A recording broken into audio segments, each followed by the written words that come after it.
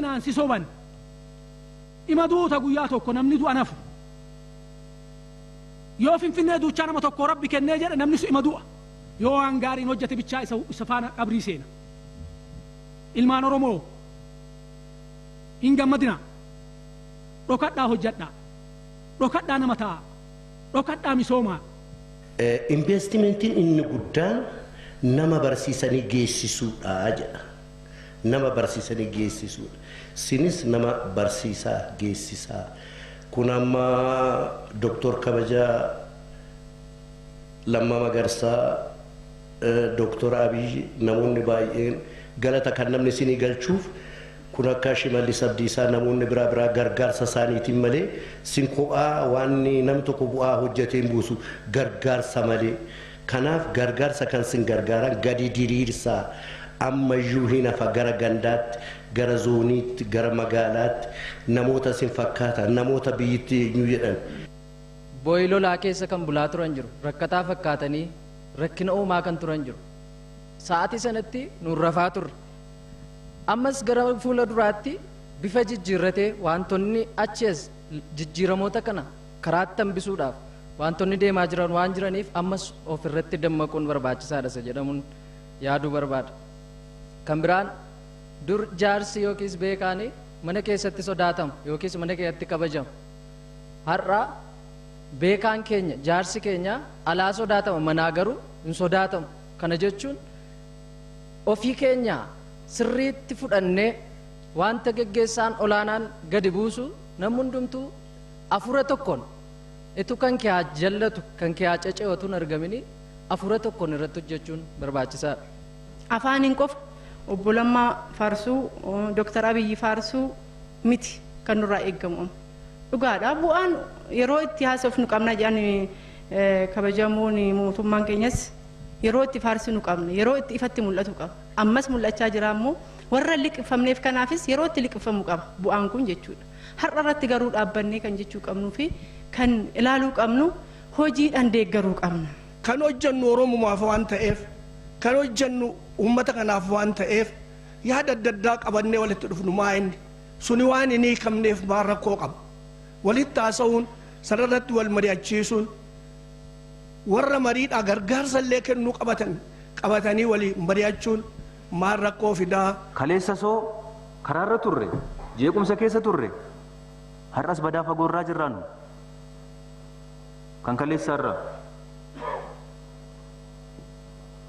kan kaleessaarraa badaa fagoon jiru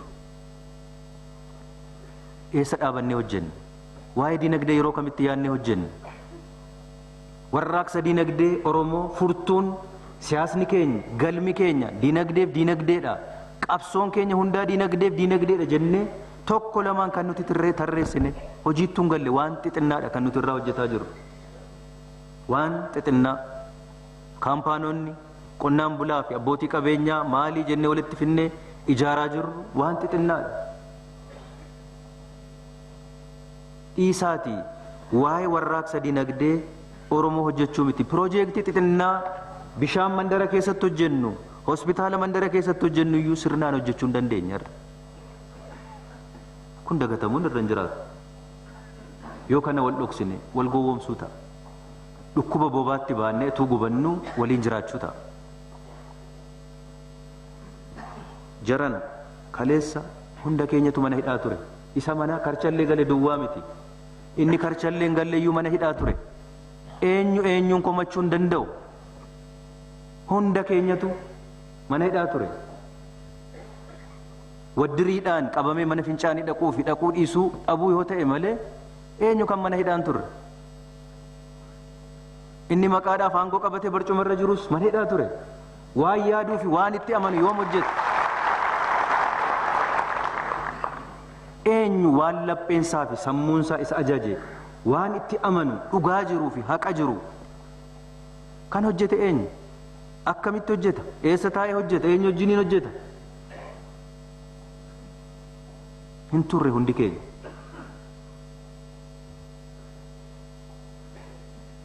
Dhaabni kun warraaqsi inni gaggeesse mana hidhaa keessa ture. Dhaabni kunis yoo ta'e mana hidhaa keessa ture.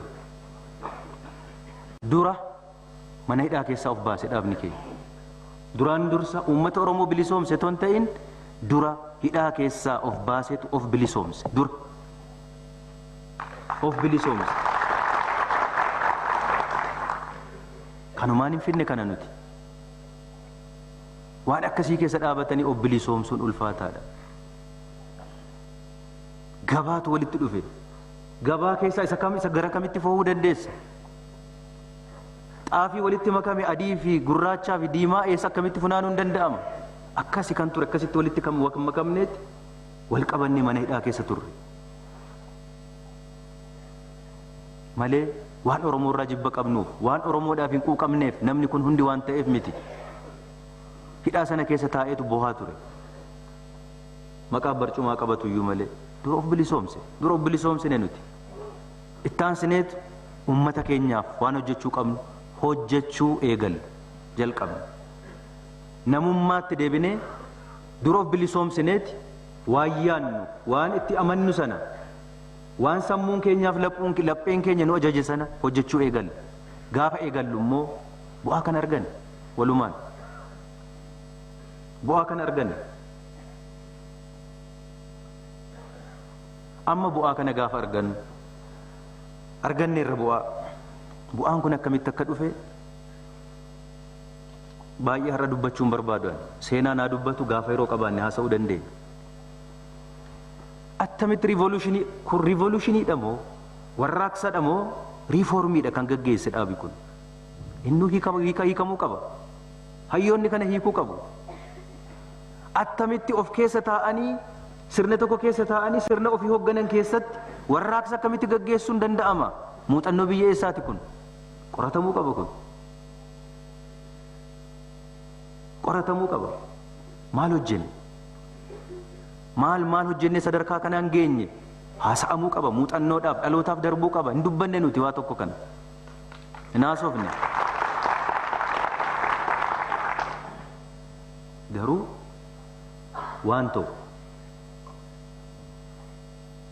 kanaan isinitti himuu barbaadu injifannoo saamuun barbaadu nuti. Akka ilma Oromoo tokkootti akka dargaggeessa Oromoo tokkootti hundi keenya warri qabsoo kanatti makamne akka dhalataa Oromoo tokkootti saba keenyaaf waan hojjechuu qabnu gumaachuudhaaf malee heeroo ta'uudhaaf injifannoo saamuudhaaf hin hojjenne kun baramuutu irra jiraata. Guyyaa tokko nuti warra isiniif dhaabbate nuti warra isin bilisoomse nuti warra isiniif gaachana ta'e jennee dubbannee hin beeknu hin dubbannu sana inni ilaalu haa faradu.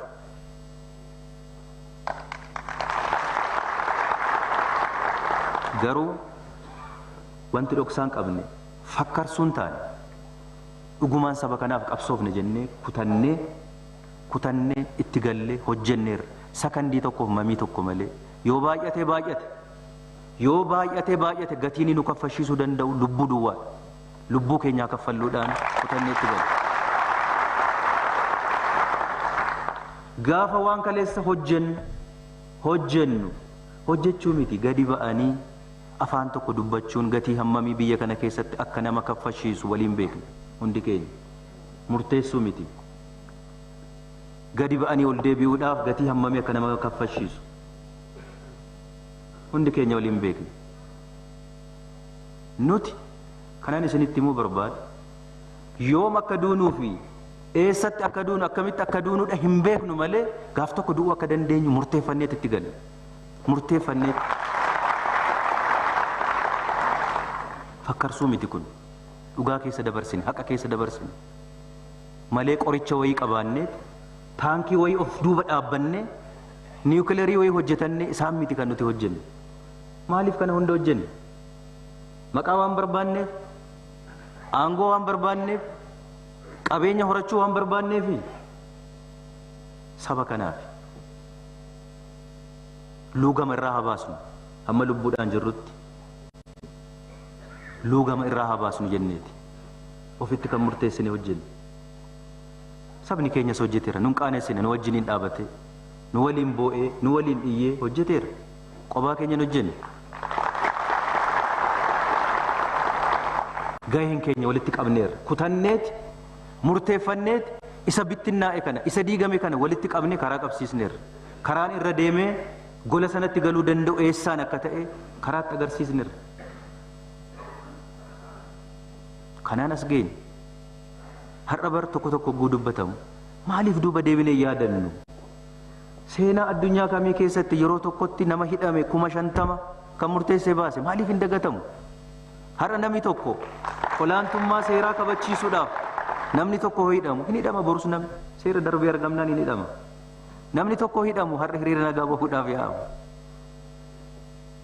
Obboleessi koo sila akkuma jedhe afaan mana hidhaa afaan Oromoo ta'eeraadha miti hundi keenya kan beeknu. Seenaa kana hin geeddarree nuti har'a hin geeddaramne. Har'a manni hidhaa biyya kana keessa jiru Oromiyaa mitiiti. Mana hidhaa afaan Oromoo dubbatudha. Maaliif hin dubbatamu seenaan kun? Maaliif hin yaadatamu? Maaliif hin laalamu? 50,000 jechuun nama 5 miti bara. 50,000 uummata biyya tokkooti. 50,000 duuba maatii 50,000 100 jira. Lubbuu 100 meeqa jira. Kana bilisoomsine bara. Cancala irraa hiikuu jechuun kana.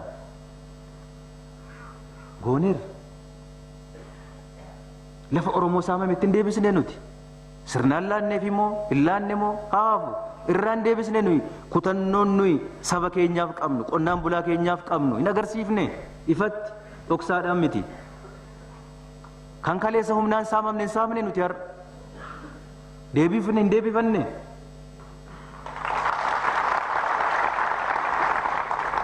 Kun maaliif hin yaadatamu? Maaliif hin laalamu? Maaliif hin qalbeeffatamu? Wanti tokko asiif achitti hoo taatu kan inni waa hundaa bitu fakkaatee dhiyaatu ta'uun irra hin jiraatu yaadachuun barbaachisaadha. Nuti uummata keenya haa bilisoomsinu yoo jennu tokkoon tokkoon isaatti maallaqa laachuuf hin danda'amu. Daabboo tokko gumaachuuf hin danda'amu. Bilisummaa sammuu qabaachuun bilisummaa bahanii galuu qabaachuun daabboo oli waan ta'eef. Ofitti amananii hojjechuun qabeenyaa oli waan ta'eedhaaf. Laanneerra sammuu uummata keenyaaf amma nu badhutti. Eenyu olitti wanti akka biyyaatti nu goone wanti har'an dubbatamne boru dubbannu seenaan dubbatu baay'eetu jira. Akka biyyaatti yeroo akkas goonu inni kaan waan bakka banu buufateef korojoo filannoo keessatti abbo abaluu nuuf haa ta'u jedhee waan namni nu filate hin jiru. Namni nu filate sabni nu filate jira kan bakka nu buufate jira. Wanti nuti goone karaa bitaas haa ta'u karaa mirgaa karaa kamiinis haa ta'u karaa kamiin faayidaa saba keenyaaf jenneeti wanti nuti nu goone.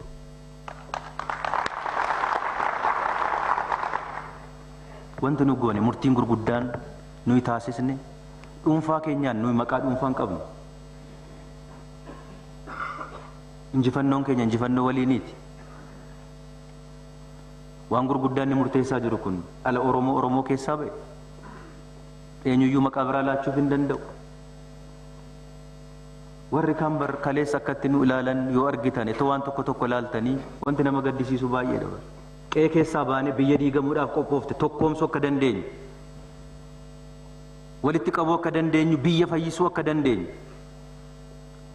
qe'ee keessaa baanee rakkoon uummata miliyoonotaan lakkaa'amu nyaate qabeenya biyya kanaa nyaate waraanni Eertiraa fi Itoophiyaa gidduutti gaggeeffame rakkoon Eertiraa fi Itoophiyaa gidduutti gaggeeffame akkamitti hiikama yoom hiikama kan jedhu beekaan biyya kanaa hayyuun siyaasaa biyya kanaa sakandii tokko fala hin qabu ture biyya kana keessatti. Kana ta'uu danda'a jedhee guyyaa tokko abjootee hin beeku. Hayyuun biyya kanaa abjoochuu dhabuu mitiiti biyyoonni gurguddaa addunyaa irratti beekaman warri irree qaban beekumsaaf qabeenya qabanuu meeqa yaalanii itti dadhabanii irraa dhiisan. Hoggansi Oromoo keessaa ba'e dhalli Oromoo kan addunyaan fala dhabee fi guyyaa maraasa keessatti fala kennuu fi danda'ee jira.